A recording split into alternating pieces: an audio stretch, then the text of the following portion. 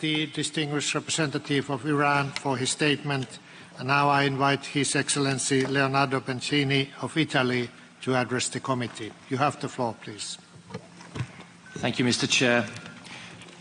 Allow me to congratulate you on the assumption of your duties. I would also like to thank you for your skillful steering last week of the working group on strengthening the review process. Although we could not agree on a substantive report, the debate showed an encouraging degree of convergence to be further developed in future. Italy fully aligns itself with the statement delivered by the European Union. I would like to add some comments in my national capacity. It has been a year since we gathered in New York for the 10th NPT review conference.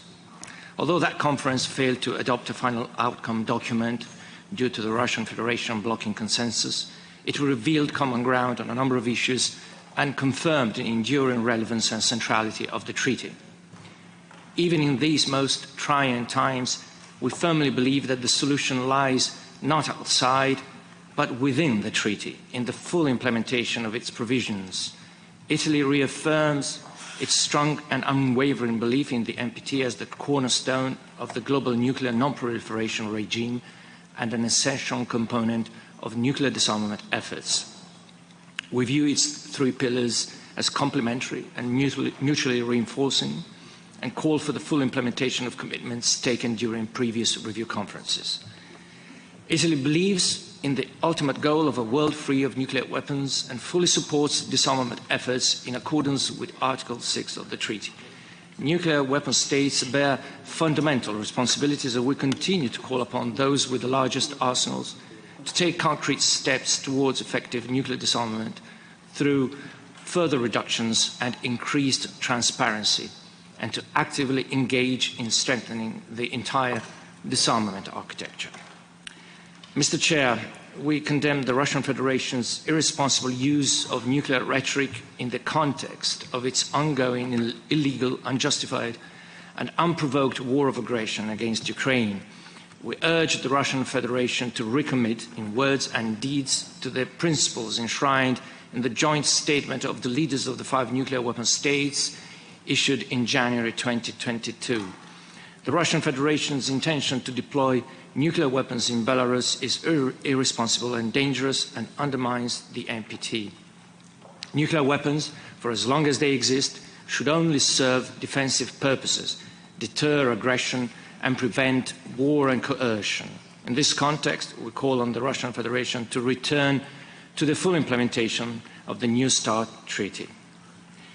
Mr. Chair, Italy, including its current capacity as co-coordinator of the Article 14 Conference of the CTBT, strongly supports its early entry into force and calls upon states that have not yet done so to sign and ratify the treaty immediately. Italy also supports the immediate commencement and early conclusion of negotiations in the framework of the Conference on Disarmament in Geneva on a treaty banning the production of fissile material for use in nuclear weapons or other explosive devices. Let me also recall the importance of measures on strategic and nuclear risk reduction as a pathway to increase confidence within the international security environment and as an important contribution to facilitate progress towards a world free of nuclear weapons. Mr. Chair, the IAEA's Comprehensive Safeguards Agreement, together with the additional protocol, remains a core component of the NPT. The agency's system of safeguards is crucial to ensure the peaceful character of nuclear activities, thus preserving and fostering global security. We remain extremely concerned by the serious threat posed by Russia's continued control over and actions in and around Ukraine's Zaporizhzhia nuclear power plant.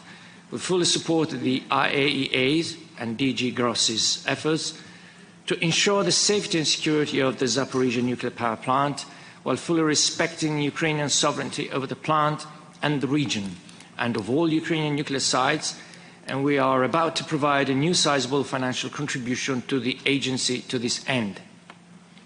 Mr. Chair, Italy continues to believe that our restored joint comprehensive plan of action must remain a key priority for the international community. We urge Iran to return to fully implement its obligations under the JCPOA without delay. In this respect, we support all diplomatic efforts meant to avert nuclear crisis and to ease tensions in the region.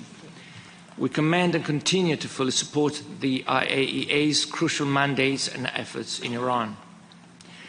The repeated ballistic missile launches by the DPRK undermine regional and international peace and security and are a matter of serious concern. We urge the DPRK to refrain from further provocations and take concrete steps towards a complete, verifiable and irreversible denuclearization, to return to the Non-Proliferation Treaty, to fully comply with the IAEA safeguards and to sign and ratify the CTBT.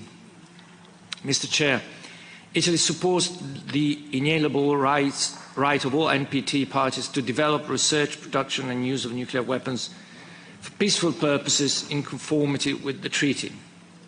Italy strongly believes that any project involving nuclear energy should integrate elements of safeguards, safety, security, emergency preparedness and response.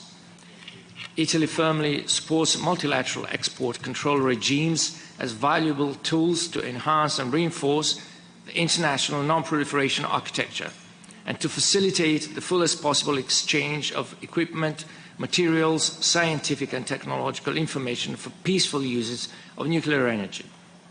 In conclusion, I would like to emphasize that we are strongly committed to integrate gender perspectives across the three pillars of the NPT and its review cycle. I thank you, Mr. Chair.